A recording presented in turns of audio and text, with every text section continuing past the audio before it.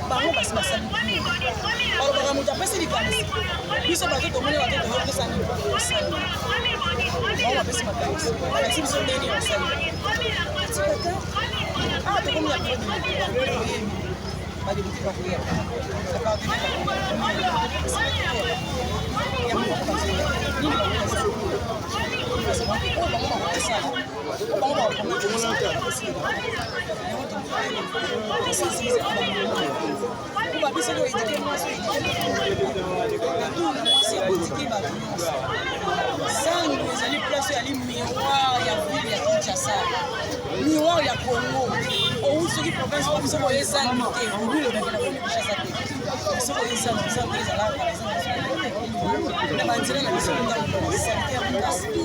c'est que ça na yemba na yemba ya Congo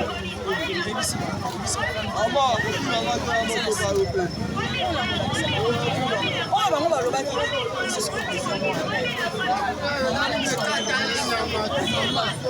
biso bana ya basi to biso sanité za expliquer biso sanité za balobani bon ata bino bapanza ça ndonga koloba après on a dit toté face à la sanité ba to na autorité sanité o kanga bango ako memango na bandako e kozwa bana ba ko me classe ba ko kabola maladi na ba kuzu mais yango to na biso opération moi si pour faire de décembre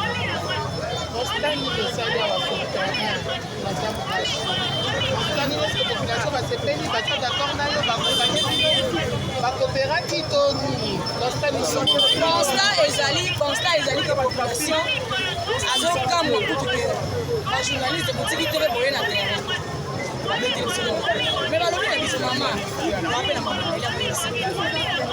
ya motu yoko memela posaki ayeba biso pe ya moko kosala elembisaka biso omona ke bosala bozozwa encouragement te elembisaka mpe bango ke mokolo nyonso neti samedi elakama ke eya samedi ya ntongo 6h ti 10h salo bakoya kozwaka ba 500 bakokupa futi bamona esika sala balobi mama memela gouverneur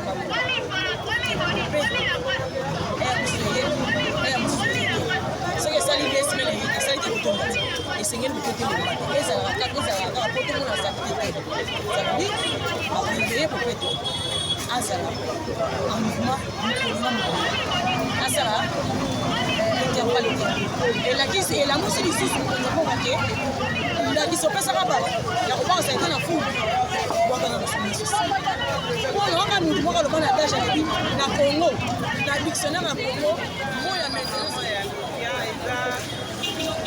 biso bakoma ya mesiane totalisa mpe na tozali wana tointerpelaka na kodiamisa tointerpelaka la population esika tozali kobanda esika tozali kosala mosala me mingimingi tozalaka nde mingi na koloba mikolo oyo totelemi tosimbi ntongo kolakisa na baobango tozali komona biso tokomprete elobamaka te esalamaka nde na mosala donc il faut au-delà ya koloba au-delà ya kodenonce salite il faut biso mpe totelema tosala mosala parce que propriété tolobi c'est une affaire de tous.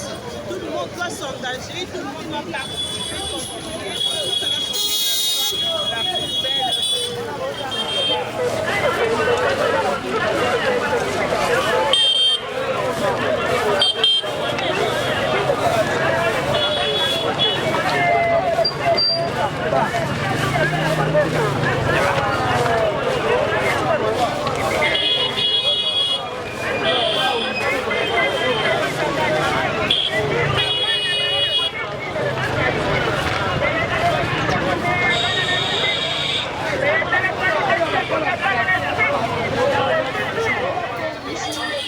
Initiative nini oyo epesi bino makasi ya kosala boye bino bamama babengi bamama tribune des femmes eloko nini etindi bino ya koya na ville kosala mosala oyo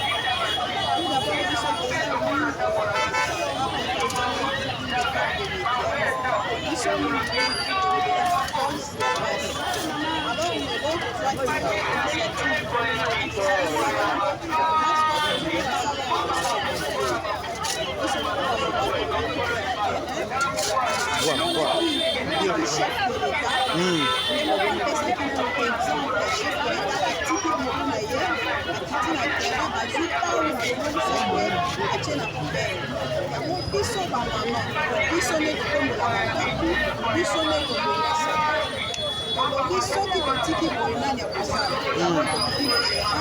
otomibikisa nano na maladi aspesialité eza synonyme ya bamaladi ebele bamalaria batiki eza ya bakolera eza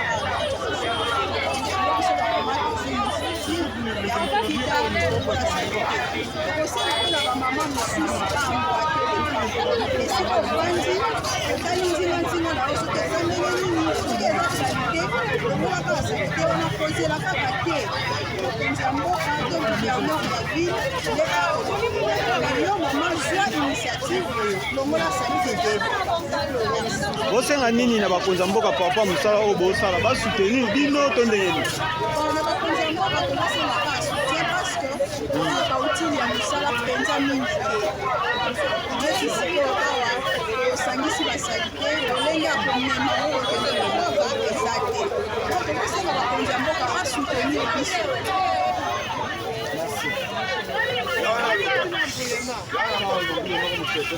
En tout cas, nous avons estimé, en tant qu'association Tribune des femmes des médias, d'entrer en action. Parce qu'il a toujours été dit qu'éduquer une femme, c'est éduquer toute une nation. Alors, Tribune des femmes des médias estime que le moment est venu de rentrer en action pour changer la donne sur le terrain. L'assainissement, ça nous entoure. L'assainissement mérite d'être très propre autour de nous. Alors on s'est dit qu'au lieu d'attendre les décisions des politiques, d'une part, les agitations de la population d'autre part, nous avons estimé prendre la houe, prendre la pelle et tout ce qui va avec pour commencer le travail d'assainissement sur le terrain. Alors là, c'est un message fort que Tribune des femmes, à travers cette activité qu'elle organise en marge de la journée mondiale de l'environnement, qui sera célébrée le 5 juin prochain, de descendre sur le terrain, de se faire accompagner avec l'appui de l'hôtel de ville et des autorités compétentes, sans oublier de l'action et l'appui du chef de l'État lui-même qui a montré par l'exemple qu'il pouvait assainir l'environnement. L'heure est venue où Tribune des femmes, qui va se démarquer des autres associations, qui restent folkloriques, pour le mois de mars, nous on entre sur le terrain pour changer la donne. Changer la donne, c'est donner une impulsion à travers cette activité d'assainissement, d'abord du centre-ville. Nous sommes ici au marché central de Kinshasa, plus précisément au croisement des avenues Bokassa et Commerce. C'est là où nous avons commencé par faire nos travaux de salon aujourd'hui, pour changer la donne, mais aussi apporter un message fort à la population congolaise que les milieux qui nous entourent m'appartiennent, appartient et nous appartient à nous tous. Donc, l'heure est venue où nous pouvons vraiment changer la donne, assainir notre environnement, parce que la maladie nous guette à tout moment. La malaria est là et toutes les autres maladies. Alors, comment vivre dans un environnement insalubre alors que nous avons la possibilité de changer les choses? Alors, on dit que nous sommes des agents du changement. Aujourd'hui, Tribune des femmes revêt la casquette d'être des activistes de changement de l'environnement. Et voilà pourquoi nous sommes à l'œuvre aujourd'hui. C'est tous les sens que nous donnons justement. Apprendre aux RDCiens particulièrement à gérer les immondices. Alors moi je pense que l'exemple doit partir de nos familles. Donc des familles qui sont les bases. Je pense que c'est d'abord un confort qui doit partir des familles où l'on éduque, mais la grande part revient également à l'État lui-même. C'est-à-dire de donner des moyens, de doter à la population de la politique d'environnement qu'il faut pour assainir son environnement. On a bien fait le travail ici, mais où sont les véhicules d'évacuation? Où sont même des instruments pour évacuer? Des poubelles, on n'en a pas. On les voit sur d'autres sites, il y a des poubelles qui sont implantées le long des rues. C'est-à-dire quand vous finissez un travail d'assainissement, vous les jetez directement dans les poubelles et il y a des camions qui s'alternent en venant évacuer. Mais là, on est en train de faire un travail, on tourne en rond. Donc, c'est-à-dire que la volonté y est, mais il faudrait que l'État également accompagne par des politiques efficaces pour essayer un peu de changer l'environnement, pour essayer d'assainir notre société. Parce que notre vie, notre santé en dépend. Donc moi, je pense que c'est une autre porte. Accompagner l'État, et que l'État frappe fort aussi sur le terrain, c'est aussi mettre en œuvre les lois qui régissent justement ces secteurs. Si les gens n'arrivent pas à appliquer la propriété où ils sont, où ils travaillent, mais il faut qu'on leur colle, par exemple, des amendes à payer. Et ça rentre également dans la caisse de l'hôtel de ville qui peut aussi effectuer des travaux d'assainissement. Pour exemple,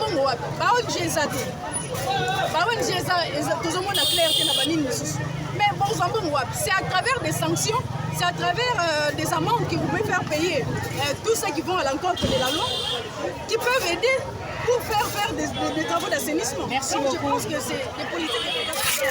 Maître, la sécurité.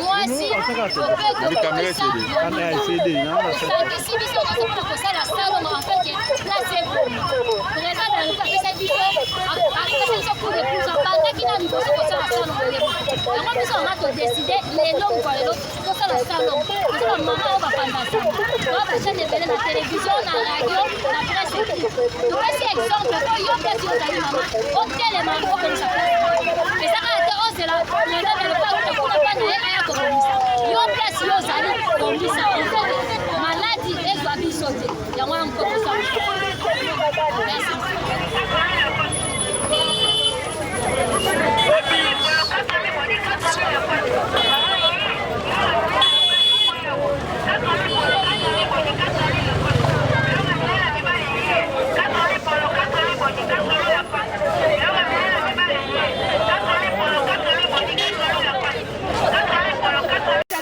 ya tribune des femmes. Ya tribune des femmes. Mon nom est.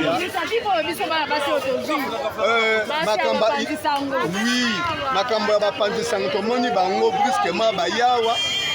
Ebela ba mama bazo kombola ezali initiative moko ya kitoko eza malamu eloko boye soki ke continuer que chaque samedi ou bien tous les 2-3 jours salité comment nation na miso batu te pona nini zande ko yiko za la salité boye aussi longtemps ba futaka taxi chaque jour taxi futa maka so futi taxi te ba okango belo mais mongo wana futaka taxi pona nini ba kombola kana ngoto pona nini ba koya na gente pour la kolokota biloko bakende na yango ozomona donc quelque part volontaire bakonza bango moko ezalité ezali kaka population te mais yo l'état bino bakonzi faut botelema soki botelemi nde komona makambo etambola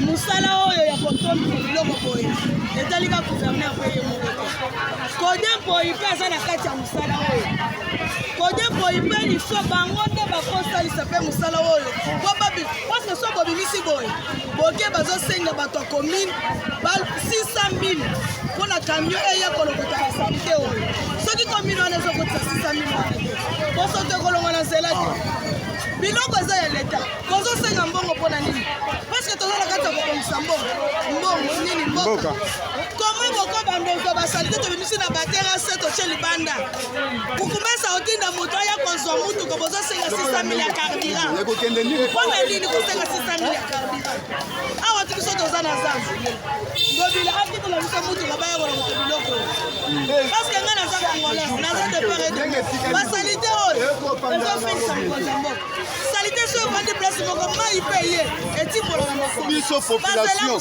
tokóma na volonté biso population tokóma na volonté ya changement mais bakonzi na biso bango moko alingi changement te eza siloga ya pamba batiaka changement mais biso population tokóma na posa ya volonté ke mboka na biso echange mais bango moko bakonzi baza na posa te ke mboka echange omoni bakonzi nde bazangi volonté ke mboka na biso echange ekóma loko bamboka baninga ngai natambola moke nakenda na midi nakenda afrique ngai nayebi ndenge yango ezali bamboka baninga mpo na nini na mboka na biso te bamboka mike eza zingazinga na biso ezali beaucoup plus propre ezali beaucoup plus propre koleka ya biso moko mpona nini biso te mpona nini biso bandako oyo magasin nyonso ata botokomboli na bango basalite na bango nyonso mitana na bandako na bango mutu nde bayaka kotwaka yango na awa tozosenga leta alanda suivi alandaka bandako nyonso eza tutolo ya parce eza salite ya nini kuna ekaseni ti na boulevard plus moko bachauffeur soki tosalaka effort recotizela so bamboka mingi po bamboka mingi zikusu ezisalite oke kokwa mais eza mosala dans l'état de mosala ame parce que biso te biso devoir congolais biso moko bacongolais mpe toyebaka esika nini yakoka distribution te esika nini yabaka bosukote changement de mentalité l'état atia bapoubele na kati ya zando awa te bakomboli bakokwaka bakokwaka saite eza te yomonaki akomboli etikali esika atia bapoubele ya zando awa donc tokomboli toboki esikana ezala bien merci Chokwela vraiment tribune de femmes de média kwa sekite lo maza kwenda wanu bayeshi muregelo lo kwambani akona mwakusomba kutangikira ni mali wonzu anu mulomoji wajitunga jetu Felix Antoine Tshisekedi Tshilombo ani kuvena wa chimenga chetu cha Chinsasa alo kwa kulongolola jila ani nyabi kukusomba kwa nyabi kukusombela tu angwa wo wangu ngalo ndini ba mama ki batubibaka ba mama ki batubibaka chitunga mamu mwabutu usomba katunanga bukoya tu Nankuma mwabu jusoma ifo alongolola. Tutulomba kuji mamu wetu wakumpala wajitunga mama Denise Nyake Ochisekedi bwani. Kata na tulomba kahalisato, kata na tulomba jambulisheto. Mais tutulomba ni bwani amuna mujibama mubatribine de femmes de médias. Baji asosiani baji organize bwani to. Kata na mwakuso bakata nilanu fuwaji tuwato. Tuwe tubonsi tukuela munshila tilongolola chimene chetu. Neno batangila bipa tutukuna biakuja. Biakuja kabiana bisasa kabidini ni imani afubibi sasa na utobwachingani. Wadu bindundu, tubujimbwa, mabeshi, bijibi bwela mubulaba kabiana bilekela bulaba bwani buhatula. Bufuka bufuku kolesha na biwaminu. Tuji tusufuru bikola biakuja mjela kutoka tude biakuja. Bituelela manga. Ya atutude biakuja biela manga. Bibi katudenganisha mwa estoma. Kisi kwanu numu na flipa. Tuji muma hopitali foba ma operasyon masama. Mahitabuni mumubichi. Na nkututuro mbabana betu bonsi batu bonda muminite. Balwa tusangi la mamki kapindila ni hongi ndila halo Felix sitaka jalo longolo walu mkonzi amboga alwa inalo kulongolo to we musaba ni mkonzi amboga alo longolo mkonzi amboga ngwewa mkonzi amboga mema mkonzi amboga mbati bonso abuto bonsi kipa konzi amboga longolo la kitu wenye walu mkonzi amboga au tout liteni changement de mentalité idi banga bishpangi banga ni kumbe balu banga ni ujimi bali mubanga la kumbe setu watu banga bujimi kumbe ni kwa mema ngayani ngambolo nuko munga alwa mjemu nenda nkomba mujila to na kutukeza mujimu wachana excusez Swahili français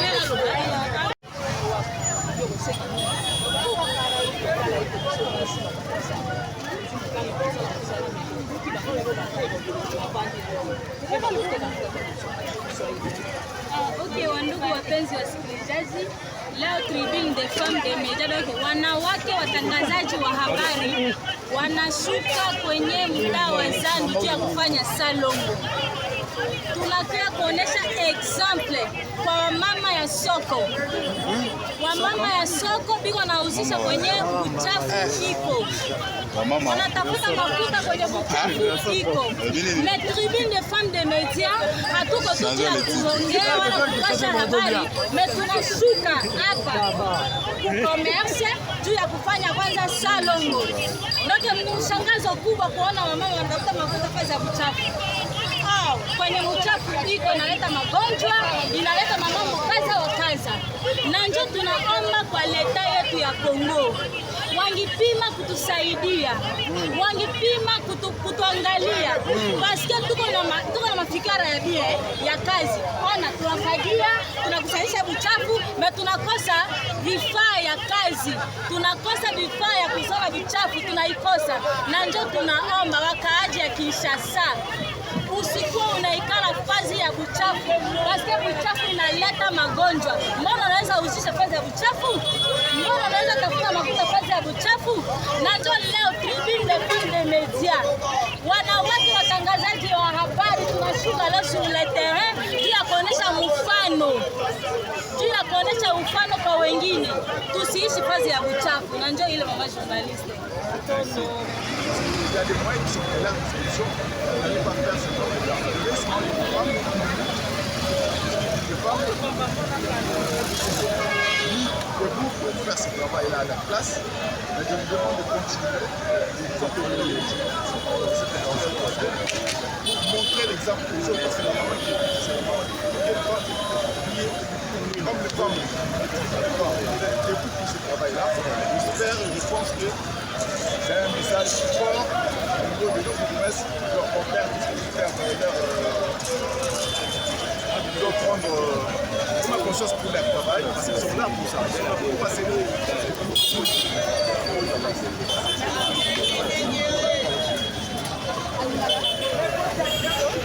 nabengami na kombo ya madame Rito Dakala oyo azali mbongo oyo atambolaka elongo na gouverneur de la ville Jean-Philippe Moulamaka oyo azali coordonnatrice chargée de mission ya gouverneur de la ville de Kinshasa papa na ngai Jean-Philippe oyo azosala misala ezomonana elongo na ekipe mobimba mpe basi oyo babengami bamama Chanteline Ngobila alingaka bino mingi, alingi mingi bamama parce que bamama ba comprendre fonction na ye, bamama bakoti na kati ya masolo wana biso bopeto oyo tosalaka ebengami ete ezali esprit de tous. toye koaccompagner le tribune de femmes de média awa na wenze marché central ya Kinshasa. Mingi balobaki zandu me misala trêve ezali tomoni bamédia awa batondi bamoni ya solo te Jean-Thierry Kobila azosala mosala elongo na papa na yo azali Félix Tshisekedi oyo azali yo tobengaka ye Faci Beton. Ya mingi ya koloba ezali te bamama nasengi na bino na kombo ya mokonzi ya Kinshasa toteleme tongengisa Kinshasa bolalisa plus te biso bamama soki totelemi elongo na Jean-Thierry Kobila oyo nga nabengaka ye mpe autorité morale ya ACP Alliance de Congolais Progressiste papa wana bamama tokoshue te nga nakota na masolo wana nga nasimba hôtel de ville nga nasimba bureau ya Jean-Thierry Kobila en tout cas na remercie bino na oyo elilingi na lingala ya busolo oyo nga nalobi ya Jean-Thierry Kobila gouverneur de la ville de Kinshasa ndenge bopesi yango média emoni ezokoma mpe na maboko na ye atuka na remercie biso mingi mama tozonga nsima te biso baye tomonaka meme liseko ya Yesu ezali bongo totika Jean-Thierry Kobila mbaka te totika le président de la république te biso bamama totelema na nsima na ye mpe bopeto ezali esprit ya biso nyonso ndenge tosokolaka basani toningaka bilamba eza bopeto tosala yango mpe ekoba lelo toyaki na marché central oyo ya monene ya nyumba Kinshasa précisement tozali na commerce Bokassa tozali ya depuis 6 heures du matin na bamama le tribune de femmes de média toakompagnaki bango tosali mosala bamama nzambe apambola bino na kombo ya gouverneur ya ville ya Kinshasa toremercie bino ezala mbala suka te mbala ya nsima mpe boya pembeni hotel de ville mpo bosala mpe ya motuya tokɔta mpe na bacommune to éduke babourgmestre parce que bazali wana me bazosunga gouverneur biso tokɔta na kati tosala mosala merci omoni ezosali mosala elongo kasi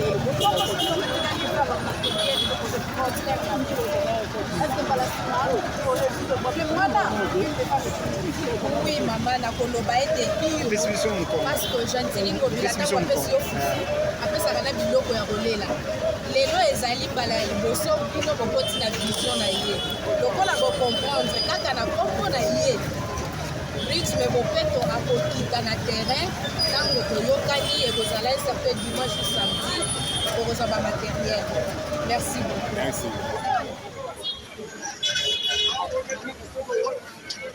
S'il vous plaît.